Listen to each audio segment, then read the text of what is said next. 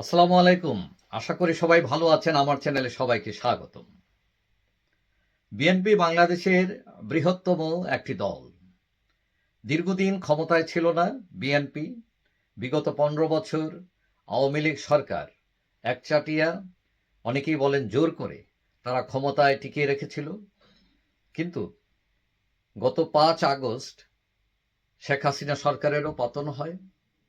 এখন বিএনপি স্বপ্ন দেখছে যারা তারা ক্ষমতায় যাবে, কারণ আওয়ামী লীগ আউট, তারা আত্মগোপনে, এবং বিএনপি সহজেই ক্ষমতায় যেতে পারবে, এবং এই ধরনের প্রস্তুতি নিয়েই তারা এগুচ্ছে।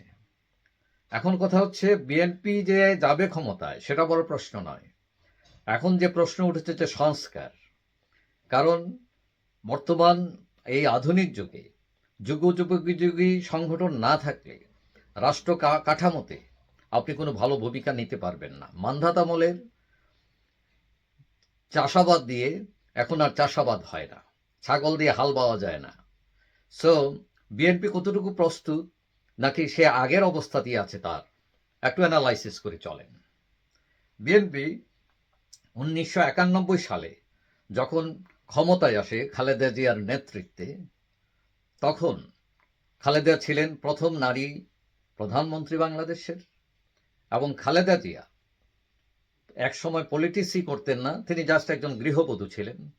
কিন্তু জিয়াউর রহমানের মৃত্যুর পর যখন আব্দুস সাত্তারকে ভারপ্রাপ্ত রাষ্ট্রপতির দায়িত্ব দেওয়া হয় এবং পরবর্তীতে এরশাদ ক্ষমতা দখল করেন, তখন এরশাদ বিরোধী আন্দোলনে আওয়ামী লীগ এবং বিএনপি তারা যৌথভাবে আন্দোলন করে, এবং ১৯৫১ সালের নির্বাচনে ব্যাপক ভোটে বিএনপি ক্ষমতায় আসে এবং প্রধানমন্ত্রী হন খালেদা জিয়া। এখন কথা হচ্ছে, খালেদা জিয়ার শাসনামল দুই ভাগে ভাগ করা যায়।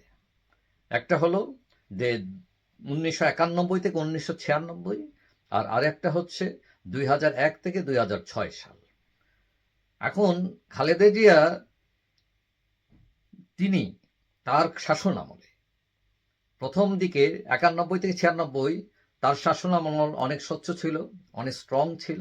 অনেকেই মনে করতেন দুর্নীতি এত প্রকট ছিল না, এবং বিশেষ করে নারী অধিকারের ব্যাপারে তিনি প্রবল কাজ করেছেন, এবং এই যে আমাদের সমাজের রক্ষণশীলতা, এটা অতিক্রম করতে পেরেছেন তিনি। এবং অনেকে মনে করেন তিনি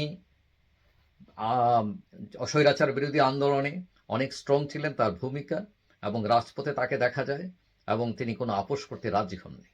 সুতরাং তাকে আপোষহীন নেত্রী হিসাবেও অনেকেই মনে করেন। কিন্তু ২০০১ থেকে ২০০৬ সালে আমরা অন্য বিএনপিকে দেখলাম, অন্য খালেদা জিয়াকে দেখলাম যে তিনি যে ধারায় রাজনীতি করতেন আগে, সেখান থেকে সরে এসেছেন। তিনি অনেকটা প্রগতির ধারা ছেড়ে তিনি জামাত নির্ভর হয়ে যান, অনেকটা মৌলবাদীদের সাথে সম্পৃক্ততা করেন, এবং আভ্যন্তরীণ এবং আন্তর্জাতিক অনেক থেকে বিচ্ছিন্ন হয়ে যান অনেকটা। এবং তার সেই শাসনে অনেক দুষ্ট লোকের প্রাদুর্ভাব ঘটে, এবং তিনি কাউকে প্রশ্রয় দেন এবং কাউকে হয়তো কোনো ব্যবস্থাই নেননি। এবং তার সরকারের পতনের অন্যতম একটি কারণ ছিল তিনি তারেক জিয়াকে অতি দ্রুত দলের শীর্ষ পর্যায়ে নিয়ে আসেন, যেটি তার দলের অনেক লোকও পছন্দ করেনি, সাধারণ মানুষও অনেকে পছন্দ করেনি। তারপর তার শাসন আমলে হাওয়া ভবন একটা ফ্যাক্টর হয়ে যায়, গ্রেনেড হামলা একটা ফ্যাক্টর হয়ে যায়। যদিও তারা বলছে তারা এগুলোর সাথে সম্পৃক্ত নয়, কিন্তু প্রশ্ন ওঠে, তাহলে এই গ্রেনেড হামলা করলো কারা? তারা জজবে নাটক সাজিয়েছিলেন এবং সেটা পরে প্রকাশিত হয়। এবং তারা যদি এগুলো না করেন, না জানেন, তাহলে কি আবাবিল পাখি এসে উপর থেকে বোম ফেলে গেছে? তা তো না।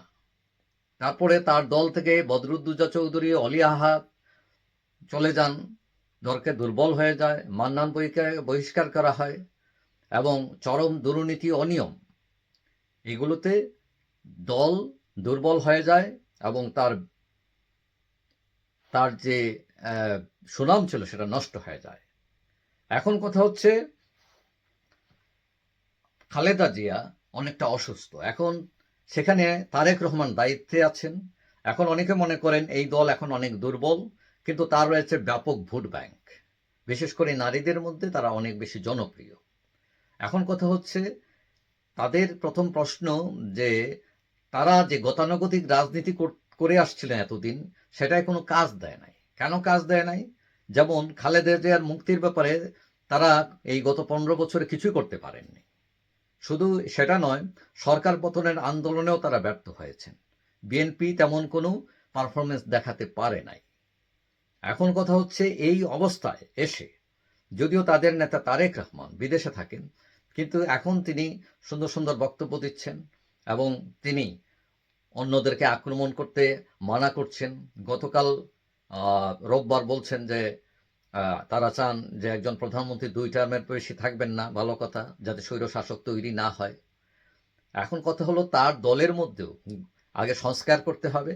দলের সংস্কার না হলে ত্যাগীদেরকে যদি তারা মূল্যায়ন না করেন, তারা যদি ওই আগের মতোই কালো টাকা, বাটপার, চুর, ডাকাতদের মূল্যায়ন করেন এবং সুবিধাবাদী দুর্নীতিবাজদের প্রশ্রয় দেন এবং একনায়কতন্ত্র বজায় রাখেন, তাদের নামে এটা অভিযোগ আছে যে তারেক জিয়া অনেকটা একনায়কের ভূমিকা অবতীর্ণ হন। এইখান থেকে সরে এসে গণতন্ত্রের চর্চায় তাকেও ভূমিকা রাখতে হবে, বদলাতে হবে। তো এখন অনেকে মনে করেন বিএনপি ওই আগের ফরম্যাটই আছে, তাদের ওই আগের লোক, ঘুরে ঘুরে সেই আগের মানুষ, তাদের মনোবৃত্তিও আগের। তো এখন এই দল দিয়ে কিভাবে রাষ্ট্র পরিচালনা হবে এবং জনগণের প্রত্যাশা কতটুকুই পূরণ করতে পারেন।